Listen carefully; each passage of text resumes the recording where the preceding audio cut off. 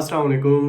क्या हाल है, खैरियत से हैं आप सब लोगों को? मैंने कुछ अर्सा पहले उमैर भाई पीआर वाले, हुज़ैफा भाई पीआर वाले और हैदर अली भाई 190 वाले, इन सब को मैंने आपको थोड़ा बहुत वीडियोस में दिखाया था। हमारे साथ फसी भाई भी थे, ऑस्ट्रेलियन वीज़ा वाले।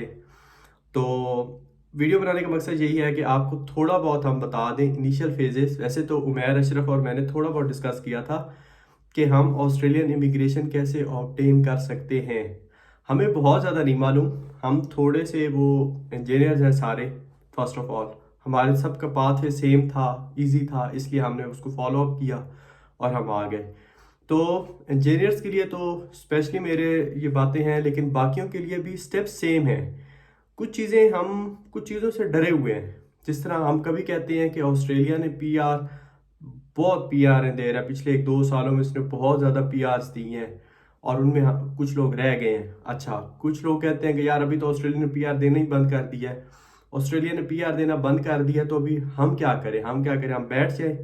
भाई हम अगर बैठ जाए ना ईओआई डाले बगैर, और ऑस्ट्रेलिया आज तकसीम करना शुरू कर दे, बांटना शुरू कर दे, फिर भी हमें पीआर नहीं आएगी। क्यों नहीं आएगी? क्योंकि हमारी तो ईओआई नहीं डली हुई। ईओआई क्यों नहीं डली हुई? क्योंकि हमने आज तक स्किल असेसमेंट ही नहीं करवाई। स्किल असेसमेंट क्यों नहीं करवाई? क्योंकि हमें कभी तौफीक ही नहीं हुई। दो बातों से हम डर जाते हैं, एक पैसों से डर जाते हैं, दूसरा लैक ऑफ नॉलेज, और तीसरा क्या, हमारी अपनी सुस्ती और नालायकी कि हम यार बाद में आराम से कर लेंगे। बाद में आराम से कब करते हैं? जिस तरह कनाडा ने एक सेशन था, उसने बहुत सी पीआरस दी। दरमियान में जब से ये हमारी न्यू गवर्नमेंट आई थी, इन्होंने बहुत ज़्यादा पीआरस दी, लेकिन वही बात है कि ईओआई डली होगी तो पीआर आएगी ना। तो आपको उस दिन उमैर अशरफ और हम बता रहे थे कि हम पीआर कैसे ले सकते हैं। उसके लिए हमें तीन चीज़ें बहुत अच्छी तरीके से समझ लेनी है। एक ये कि हमारे पास पॉजिटिव स्किल असेसमेंट होना बहुत ज़रूरी है, कि अगर हमारे पास असेसमेंट ही नहीं है तो हमारे किसी पॉइंट्स का कोई फ़ायदा नहीं है। चाहे हमारे पास 8 बैंड्स हैं, 9 बैंड्स हैं, हमारा एज ब्रैकेट क्या है, कुछ भी है, कोई फ़ायदा नहीं है। क्यों? क्योंकि हमारी असेसमेंट होने के बाद ही हम पॉइंट्स क्लेम कर सकते हैं। पीआर के लिए बहुत बेसिक पॉइंट्स हमें एलिजिबल बना देते हैं, 65 पॉइंट्स। लेकिन आप पर ऊपर जितने पॉइंट्स होते जाएंगे उतना ज़्यादा ही हमें फ़ायदा होता है। सबसे पहला क्या, हमें तीन ही चीज़ें देखनी है। सबसे पहले हमें स्किल असेसमेंट करवानी होती है। मैं अगर बात करूं अपनी, जिस तरह हम सारे इंजीनियर्स थे, तो हमारी इंजीनियर्स ऑस्ट्रेलिया ने अपनी स्किल असेसमेंट करवाई, हमने वहाँ से करवाई। अच्छा, इंजीनियर्स ऑस्ट्रेलिया से भी करवाने की दो पाथवेज हैं।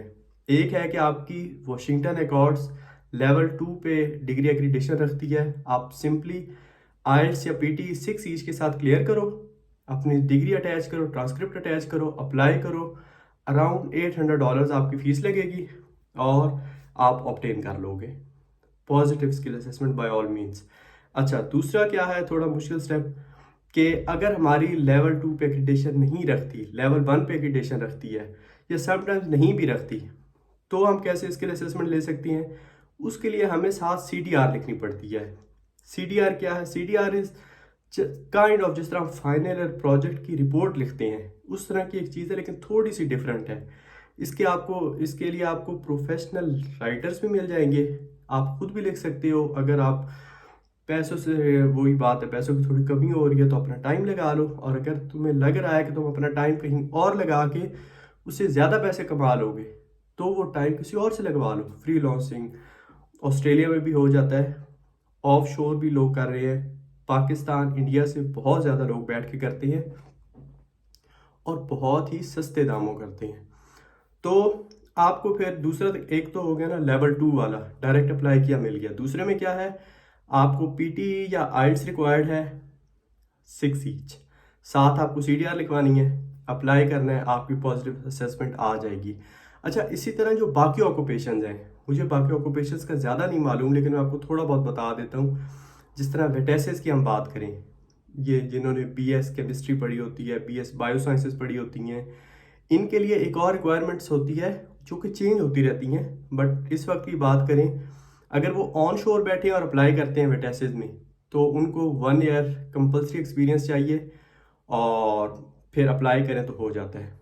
लेकिन अगर वो ऑफ शोर बैठे हैं और ऑफ शोर एक्सपीरियंस उनको, उसके थ्रू वो करना चाहते हैं, पॉजिटिव असेसमेंट लेना चाहते हैं, तो उसके लिए उनके पास 3 इयर्स का एक्सपीरियंस, प्रूवेबल एक्सपीरियंस होना ज़रूरी है। प्रूवेबल एक्सपीरियंस क्या होता है? प्रूवेबल एक्सपीरियंस मीन्स जिस चीज़ को आप ऑन डॉक्यूमेंट्स, जेन्युइनली आप कहीं गए हो नहीं गए, ऑन डॉक्यूमेंट्स आप प्रूव कर सको, तो that is sufficient for you. तो 3 किस्म के पीआर हैं। एक पीआर वीज़ा आप कह सकते हो, पाथवे सब क्लास 491, दूसरा है सब क्लास 190, थर्ड है सब क्लास 189। इन तीनों के लिए क्या रिक्वायर्ड है? ईओआई रिक्वायर्ड है। ईओआई के लिए स्किल असेसमेंट, स्किल असेसमेंट के लिए पीटीई, पीटीई के साथ डिग्री और ट्रांसक्रिप्ट।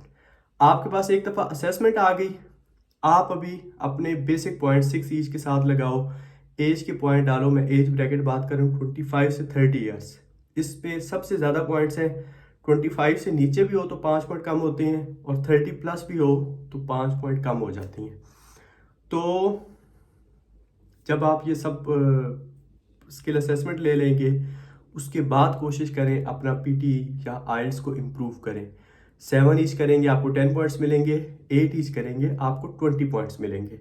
इसी तरह से आपको फर्दर पॉइंट्स कम फील हो रहे हैं, मतलब आपके 65 पॉइंट्स से 75 हो गए हैं, बट स्टिल चस नहीं आ रही, तो फिर आप बेशक नाटी दे लें। NAATI English to Urdu and Urdu to English एक ट्रांसलेशन वाला टेस्ट है, जिसमें 2 डायलॉग्स होते हैं, आप ट्रांसलेट करते हो, उसके भी आपको 5 पॉइंट मिलते हैं डिग्री के अलावा।